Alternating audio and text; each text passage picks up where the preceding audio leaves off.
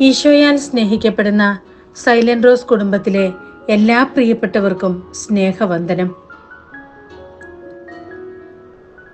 അവിടുന്ന് അരുളി ചെയ്യുന്നു, നിനക്ക് നിശ്ചയിച്ച ഓഹരിയായി ഞാൻ കാനാൻ ദേശം നൽകും. അന്നവർ എണ്ണത്തിൽ കുറഞ്ഞവരും നിസ്സാരരും അവിടെ പരദേശികളുമായിരുന്നു. അവർ ജനതകളുടെയും രാജ്യങ്ങളുടെയും ഇടയിൽ അലഞ്ഞു നടന്നു. ആരും അവരെ പീഡിപ്പിക്കാൻ അവിടുന്ന് സമ്മതിച്ചില്ല. അവരെ പ്രതി അവിടുന്ന് രാജാക്കന്മാരെ ശാസിച്ചു.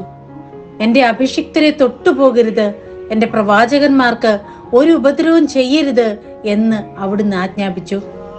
അവിടുന്ന് നാട്ടിൽ ക്ഷാമം വരുത്തുകയും അപ്പമാകുന്ന താങ്ങ് തകർത്ത് കളയുകയും ചെയ്തു. അപ്പോൾ അവർക്ക് മുൻപായി അവിടുന്ന് ഒരുവനെ അയച്ചു. തന്റെ ഭവനത്തിന്റെ നാഥനും തന്റെ സമ്പത്തിന്റെ ഭരണാധികാരിയുമായി നിയമിക്കപ്പെട്ട ജോസഫിനെ തന്നെ. ജീവിതത്തിന്റെ രണ്ടറ്റങ്ങളും കൂട്ടിമുട്ടിക്കാൻ ബുദ്ധിമുട്ടുന്നവരാണ് നമ്മളിൽ പലരും കുടുംബ സ്വത്തൊക്കെ ഉണ്ടായിട്ട് പാരമ്പര്യമായി കിട്ടിയ കുടുംബ സ്വത്തുക്കൾ നഷ്ടപ്പെട്ടു പോയിട്ട് വീണ്ടെടുക്കാൻ കഷ്ടപ്പെടുന്നവരുമുണ്ടാകും. എന്നാൽ കൂടുതൽ പേരും ഒന്നുമില്ലായ്മയിൽ നിന്ന് വന്ന് കുറച്ചൊക്കെ അങ്ങ് വളർന്ന് വീണ്ടും കഷ്ടപ്പെട്ട് ഉയർച്ചയിലേക്ക് വരുന്നവർ തന്നെയാണ്. ഒരുപാട് ലോണുകളും ഒരുപാട് തീർത്താൽ തീരാത്ത കടങ്ങളും മറ്റുള്ളവർക്ക് വേണ്ടി ജാമ്യം നിന്ന് നേടിയെടുത്ത വൻ ഭാരവും ഒക്കെ താങ്ങുന്നവരായിരിക്കും നമ്മളിൽ പലരും. എന്നാൽ വന്ന വഴികളിലേക്ക് തിരിഞ്ഞു നോക്കുമ്പോൾ ചെറിയ ഒരു ജനമായിരുന്നു നമ്മള്, കുഞ്ഞൊരു കുടുംബമായിരുന്നു നമ്മള്, ചെറിയൊരു വ്യക്തിയായിരുന്നു ഞാൻ.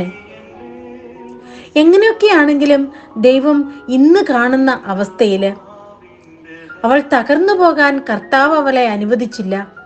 വീഴുമെന്ന് കണ്ടപ്പോൾ തന്നെ അവിടുന്ന് താങ്ങി നിർത്തി, അവിടുത്തെ വാത്സല്യം കൊണ്ട് വലിയവനാക്കി, അവിടുത്തെ വലത്ത് കരം കൊണ്ട് താങ്ങി നിർത്തി എന്ന് പറയാൻ ഉതകുന്ന രീതിയിലുള്ള വളർച്ചയും സൗഭാഗ്യങ്ങളും ഒക്കെ തമ്പുരാൻ നമുക്ക് നൽകിയിട്ടുണ്ട്. എന്നിട്ടും നമ്മുടെ മനസ്സുകൾ തമ്മില്, കുടുംബാംഗങ്ങൾ തമ്മില് ഇപ്പോഴും ആ സ്വരങ്ങൾ തമ്മിൽ ചേരുന്നുണ്ടോ? സ്വരച്ചേർച്ചയില്ലായ്മയാണ് പല കുടുംബങ്ങളിലെയും സമാധാനം നഷ്ടപ്പെടാനും വളർച്ച തടസ്സപ്പെടാനുമുള്ള കാരണങ്ങള്.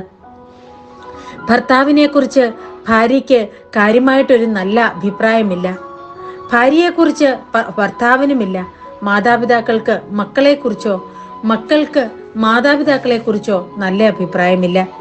കഴിഞ്ഞ ദിവസം ഒരു ഫേസ്ബുക്ക് റീലില് ആരോ എഴുതി വെച്ചിരിക്കുന്നത് കണ്ടു. കേരളത്തിലെ മാതാപിതാക്കൾക്കുള്ള ഏറ്റവും വലിയ പ്രത്യേകത, അവരെപ്പോഴും മറ്റു കുട്ടികളെ കണ്ടുപഠിക്കൂ നീ എന്ന് പറയുമ്പോൾ നീ ഞങ്ങളെ നോക്ക്, ഞങ്ങളെ കണ്ടുപഠിക്ക് എന്ന് ഒരു മാതാപിതാക്കളും പറയാറില്ല എന്നാണ്. എന്നെ കേൾക്കുന്ന പ്രിയപ്പെട്ടവരെ, നമുക്ക് ഇന്നത്തെ ഒരു ദിവസം നമ്മുടെ മനസ്സിൽ ഉറപ്പിക്കാം, നമ്മൾ നടന്നു വന്ന വഴികള്. ഒത്തിരി അനുഗ്രഹങ്ങളൊന്നും നമുക്ക് കിട്ടിയിട്ടില്ലെങ്കിലും, നമ്മൾ പ്രാർത്ഥിച്ചതൊന്നും തന്നെ നമുക്ക് ലഭിച്ചില്ലെങ്കിലും, കർത്താവ് നമ്മളെ വഴി നടത്തിയതിന്റെ ഉദാഹരണങ്ങളും തെളിവുകളും നമ്മുടെ ചുറ്റുമുണ്ട്. ഇന്നും നമ്മൾ ജീവിച്ചിരിക്കുന്നതും ഇതുപോലെ കഴിഞ്ഞു പോകുന്നതും തമ്പുരാന്റെ കൃപ നമ്മളെ തൊട്ടതിന്റെ തെളിവുകളാണ്. അങ്ങനെയെങ്കിൽ നമുക്ക് നന്മയിൽ ജീവിച്ചുകൊണ്ട് ദൈവം നമ്മൾ തകർന്നു പോകാൻ അനുവദിക്കില്ല എന്ന ഉറപ്പുകൊണ്ട് നമ്മുടെ മക്കൾക്കും സഹോദരങ്ങൾക്കും കുടുംബാംഗങ്ങൾക്കും ഒരു നല്ല മാതൃകയിൽ വളരാനായിട്ട് നമുക്ക് പരിശ്രമിക്കാം. അങ്ങനെ നമ്മുടെ ആദ്യ ഫലങ്ങളും അവസാന ഫലങ്ങളുമൊക്കെ വൃക്ഷത്തിൽ നിന്ന് ഫലത്തെ തിരിച്ചറിയാം എന്ന് പറയുന്നത് പോലെ നന്മ നിറഞ്ഞതാകട്ടെ എന്ന് നമുക്ക് പ്രാർത്ഥിക്കാം. ആമേൻ.